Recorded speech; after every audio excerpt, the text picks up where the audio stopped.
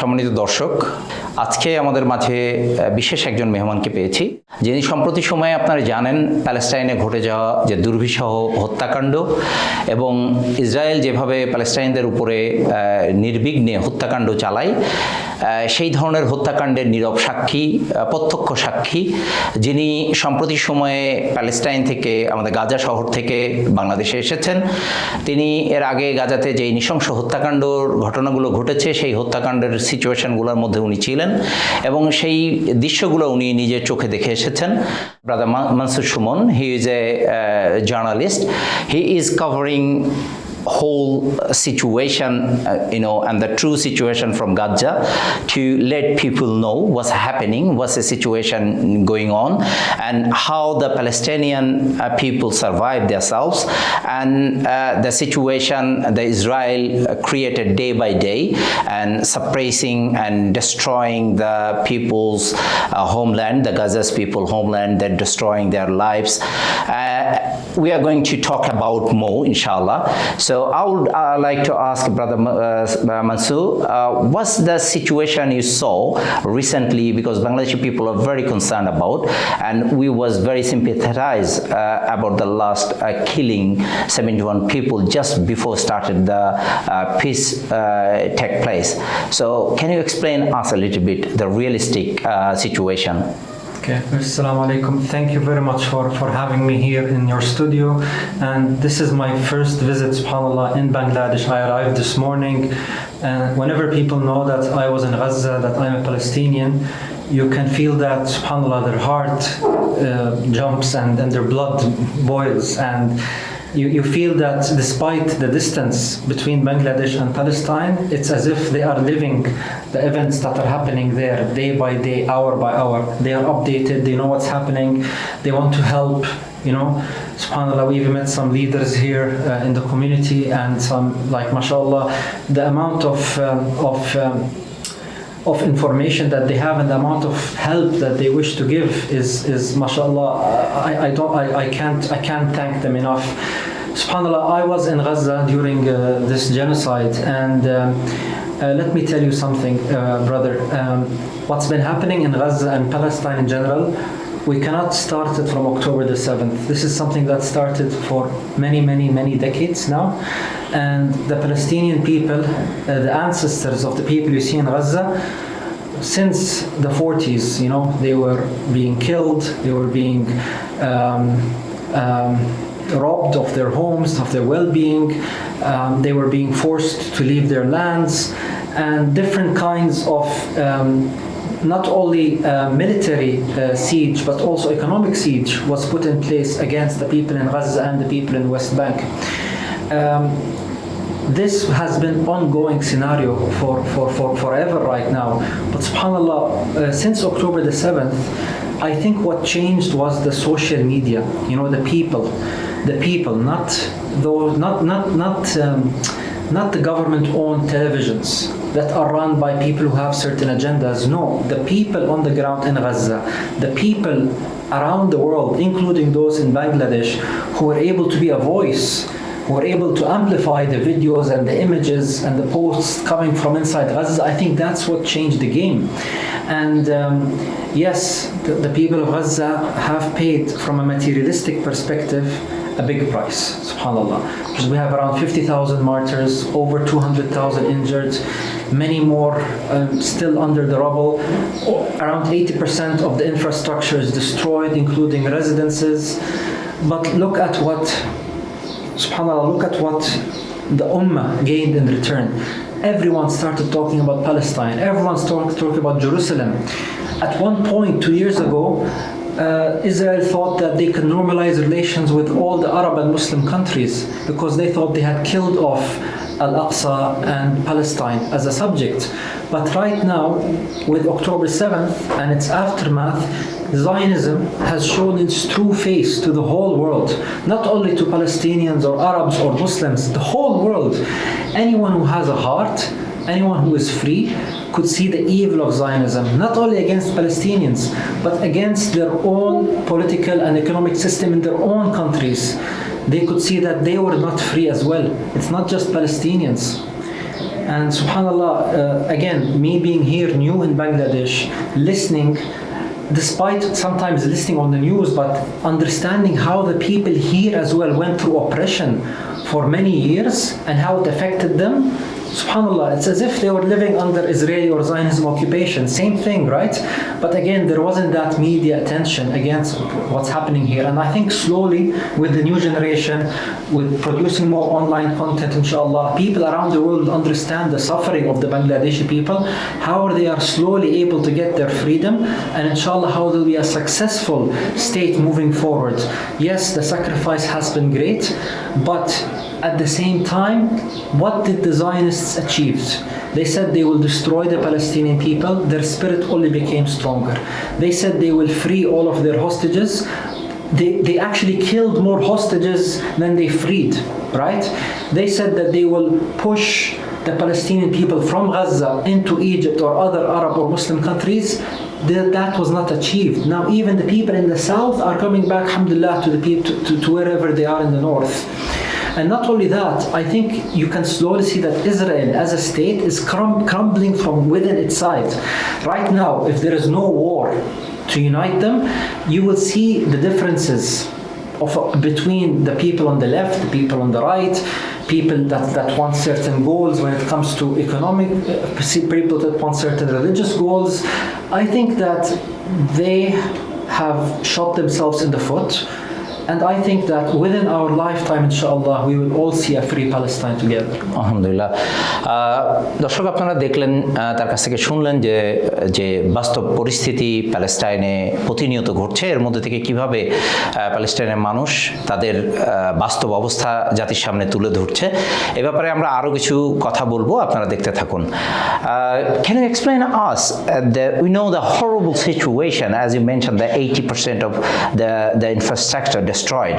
How people survive? And every time we saw the people they show brave enough their situation, they didn't bother about which inspiration actually give them, or which motivation give them to come out from the situation? Yeah, that's a great question. Actually, brother, if I try to give you a logical explanation, I cannot. Any society, after a few months of going through the daily killing, the maiming, the losing their homes, losing their loved ones, moving around from one tent to another, continuously hearing the drones above them, not knowing when it's going to strike them next. Any society would have crumbled. But when I was there, despite all of this, I felt that Allah subhanahu wa ta'ala brought down what's in Arabic called sakina wa tuma'nina, like peace and tranquility on the people of on Gaza. Despite everything that they were going through, they were always saying, La ilaha illallah, alhamdulillah, Allahu Akbar. People socially were closer together, helping each other out. The women of Gaza made the big difference.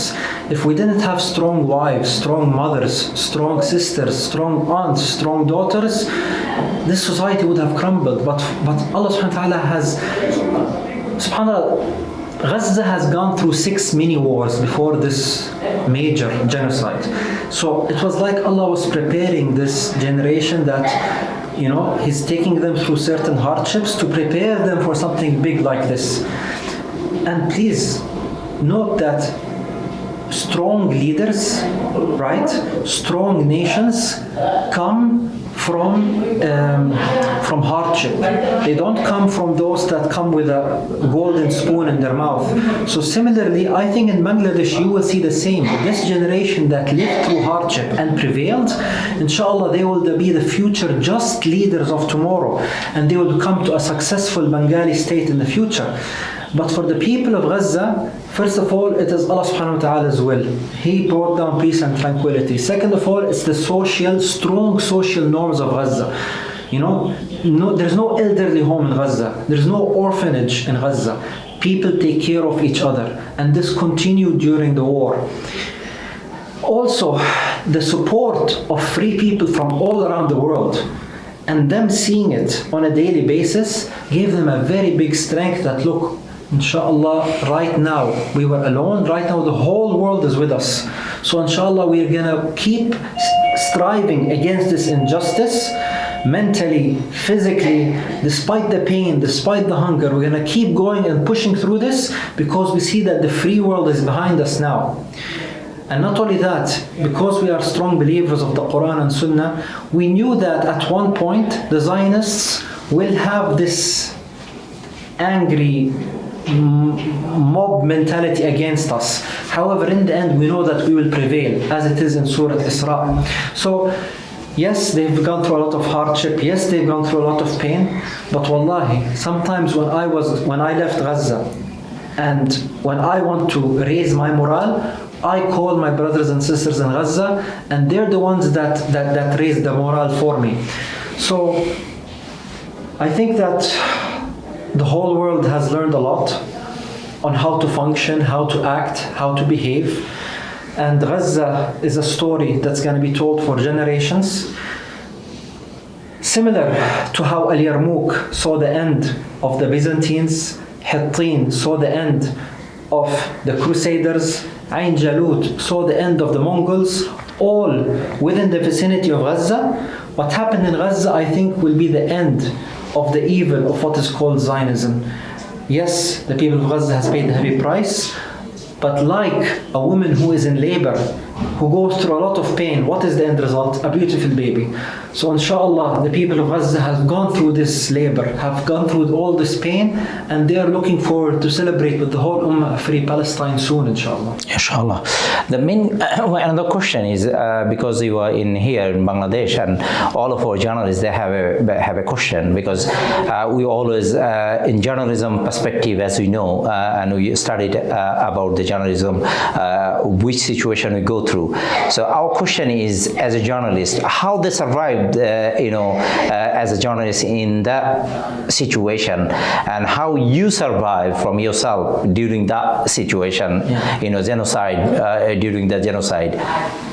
So, if you are a journalist in Gaza, it means you are a target. So, officially, the Zionists have killed over 200 journalists in Gaza, many with their families.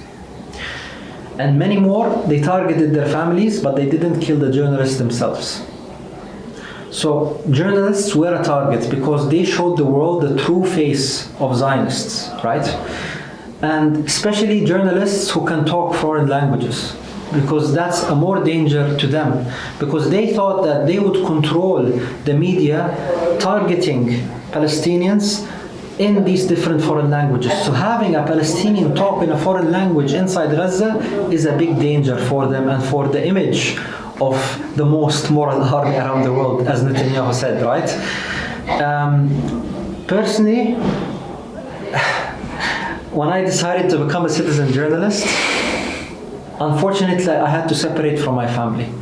I was living in a tent inside Nasser Hospital compound, and my family lived with their family members in a flat, sharing a flat with 8 other families in the suburbs of Khan Yunis. That's the life of all journalists. We needed to stay away from our loved ones because we didn't want them to get hurt. Now, journalists stuck together.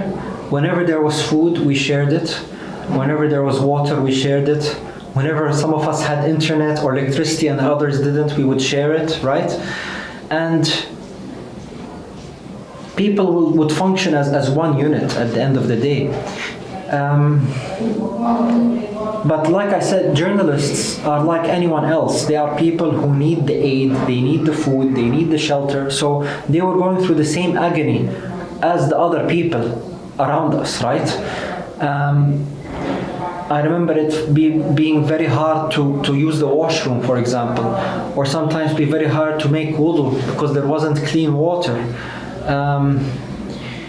Many times we had to move around because it was dangerous to be in one site versus another site. Many times we had to move around without any technology on us because the Israelis would have technology that would locate you through your phone or through your laptop, etc. So even covering the news or letting people know what's going on in different areas was dangerous. Getting an internet signal was also dangerous. We had to climb up on top of bigger buildings or go on top of hills, which would make us exposed in front of Israeli snipers or drones that would target us. We lost many brothers and sisters by that.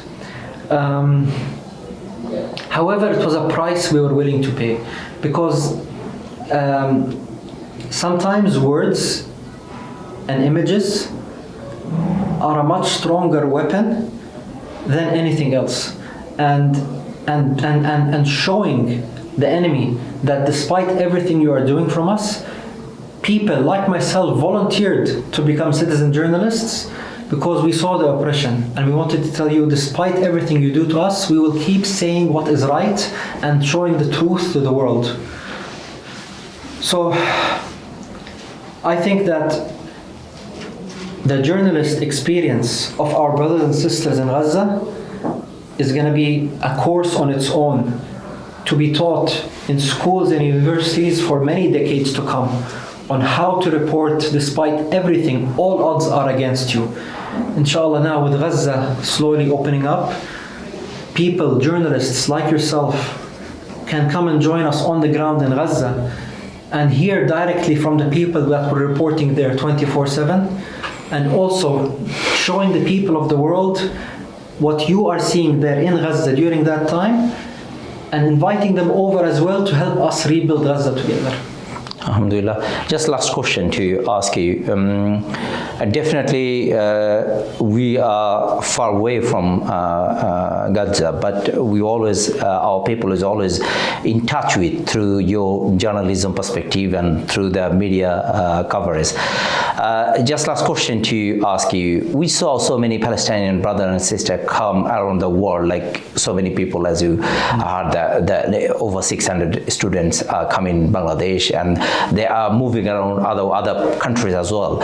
So they finished their study. I talked to so many journalists, so many students from Palestine, and they saw the very sophisticated life outside the Palestine, outside of the Gaza.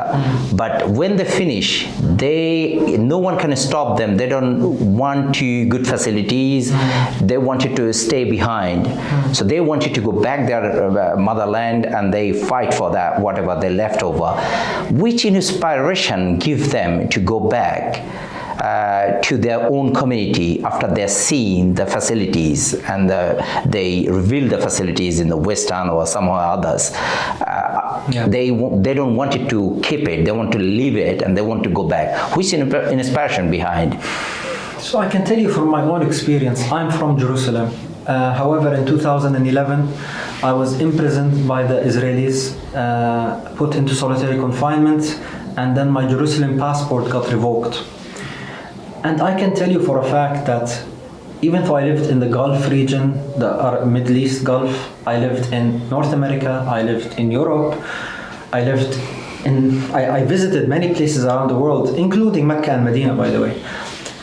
I never felt the sense of happiness that I would have felt except when I was in Jerusalem or when I was in Gaza.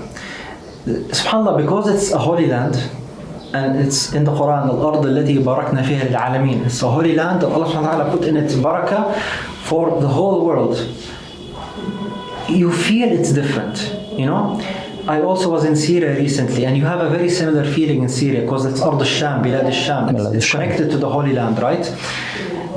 Despite all the glamour that the outside world offers, especially from a materialistic perspective, you will not find that spiritual aspect except in the Holy Land.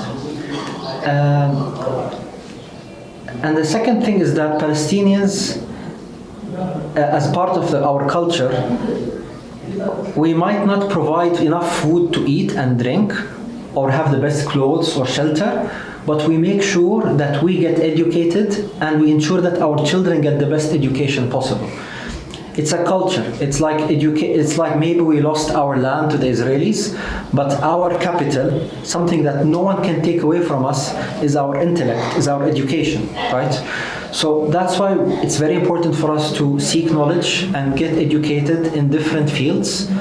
MashaAllah, we have, like you said, around 600 students here from Gaza who are studying post-secondary in many different areas, and I am not surprised at all when you told me that they all want to go back, because at the end there is no place like home.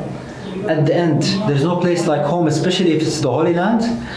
And there's no place like home, and it's a holy land, and it is currently going through a struggle against one of the most evil systems in the world.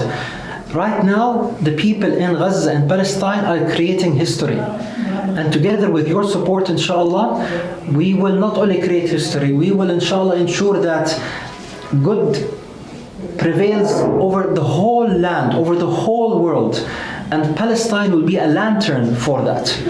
Wallahi, what is happening now in Syria, what is happening in Palestine, what happened in Bangladesh, what's happening in different Arab and Muslim countries around the world, slowly freeing us from those systems that were holding us tight. I think there is only good that will come out of all of this. So they want to be part of this rebuild. They want to ensure that a proper political, economic, and social system gets reinstated in Palestine that will shine good to the whole world. Thank you very much for your time. Can you just say a few words for Bangladesh and Bangladeshi people? You just visited. I know you didn't get chance to get more experience. Yeah. Inshallah, you will do, and we will do another segment. But I just wanted to ask, after you came in this country, so whatever you see, what's your message for our people in Bangladesh? Sure. So, Assalamu alaikum. First of all, people in Gaza also love spicy food. So when I was offered to eat seafood curry with spice, mashallah, I got used to it. My wife, mashallah, she cooks a lot of spicy food. So that's something in common between the people of Gaza, especially and the people of Bangladesh. Like I said, mashallah, I feel the warmth of the people here, their intelligence. I feel that everyone sees that there is now new hope coming to the country, especially with the political changes that are happening. I think it's important that the Bengali community and the Palestinian community connect, inshallah, on all different scales, right? I think we have a lot to learn from each other. And similar to Bangladesh, what Palestine is rich with its human capital, right? It's rich with its intellect. And same thing, Bangladesh, you are rich because of your human intellect. You have a very big, young population that wants to learn and wants to give. And I think that makes the Palestinian as well to be in common. Similar to the oppression that we went through, I'm now learning about the oppression that you had gone through. I want to learn more about it because I think the world needs to know what you went through and what you strived for in order to achieve what you're doing. I hope, inshallah, that you are united. It's very important. Even if we're different on some opinions or some ideas, that's okay. These differences can make us stronger, but we need to be united. And the similar message, of course, is for us Palestinians. We need to unite despite any differences, because our enemy is always plotting against us and are plotting against you as well. So inshallah, I look forward to maybe meeting you one day in person, but it's an honor to be here in Bangladesh, and thank you very much for this opportunity. Thank you very much, Brother Mansour. We're pleased to be here with us, alhamdulillah. সম্মানিত দর্শক, আমরা আজকের মতো এখানে শেষ করছি। আমরা আগামীতে যদি সম্ভব হয় আমরা আরো কিছু বিষয় নিয়ে কথা বলবো পরবর্তীতে, হয়তো এই গেস্টের সাথে অথবা অন্যদের সাথে। সে পর্যন্ত ভালো থাকবেন, আমাদের জন্য দোয়া করবেন। আসসালামু আলাইকুম।